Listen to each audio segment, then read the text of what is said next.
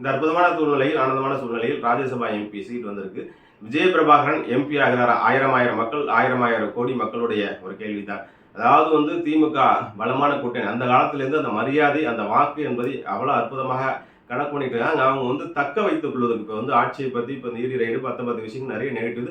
தமிழ்நாடு அடைஞ்ச ஒரு பிகர் அவங்களுக்கு கண்டிப்பா வேணும் பிரச்சாரம் பண்றதுக்கு. அதனால இலவசமா வந்த ஆண்டவரை தூக்கி போட்டு கமலஹாசனுக்கு எம்பி சீட்டை கொடுத்து இலவசமா அவங்க பிரச்சாரத்தை பண்ணி அடிச்சு தூள் கிளம்ப போறாங்க. அதுக்கான வேலையை பண்ணிட்டாங்க புத்திசாலித்தனமா. இப்போ அதிமுகல உங்க கோஷ்டி ஒரு உறுதிமொழியை கொடுத்திருக்கிறார், ஒரு ஒரு வாக்குறுதியை கொடுத்திருக்கிறார் என்ற சுதீஷ் அவர்களும் பிரேமலதா அவர்களும் தொடர்ந்து சொல்லிக் கொண்டிருக்கிறார்கள். அப்ப ஒரு தமிழ்நாடு அடைஞ்ச ஃபிகர் உங்களை அந்த ஆளுங்கட்சி எழுத்து பேசுறதுக்கு எவ்வளவு பெரிய புத்திசாலித்தனமான வாய்ப்பு. உங்களுக்கு யார் ஆலோசனை கொடுக்கணும்? எடப்பாடியிடம் நான் கேட்கக்கூடிய கேள்விகள் இந்த சிந்தனையை முன்வைக்க வேண்டும். விஜயபிரபானுக்கோ இல்லை விஜயபிரபானுக்கோ பிரேமலதாவுக்கும் தமிழ்நாடு ஃபுல்லாக உங்களுக்கு பிரச்சாரம் பண்ணால் தமிழ்நாடு அறிஞ்ச ஒரு ஃபிகர் உங்களுக்கு இருக்கு. எவ்வளோ ஒரு பெரிய சப்போர்ட். எப்பொழுதோ ஒரு தான் வாய்ப்பு வருகிறது. இல்லைன்னா 5 வருஷம் காத்து தான் இருக்க வேண்டும்.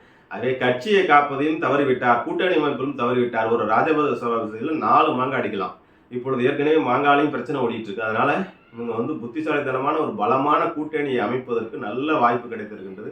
ஆகவே விஜயபிரபாகரனுக்கு அவர் பேசும்போது விஜயபிரபாகரன் தமிழ்நாடுல பிரச்சாரம் பண்ணும், நாங்கள் எம்பியா ஆக்குறோம் அப்படின்னு சொல்லி ராஜ்யசபா எம்பி ஆக்குனா அவருக்கு ஏற்கனவே இழக்கப்பட்டிருக்கிற துரோகிங்கிற பட்டம் விலகும். யாரெல்லாம் ஏற்றி விட்டார்களோ இந்த சட்டசபை தேர்தலில் இந்த தேமுதிக இல்லைன்னா தனியாற்று மனமாக இருப்பாங்க. அது எவ்வளோ பெரிய சப்போர்ட்டு. இந்த பிரேமலதாவோட பிரச்சாரங்கிறது எவ்வளோ பெரிய ஒரு சப்போர்ட். அப்படி இருக்கும்போது ராஜ்யசபா எம்பி ஆத்தி அளவு பார்ப்பதான் நல்லது என்பதை சொல்லிக்கொண்டு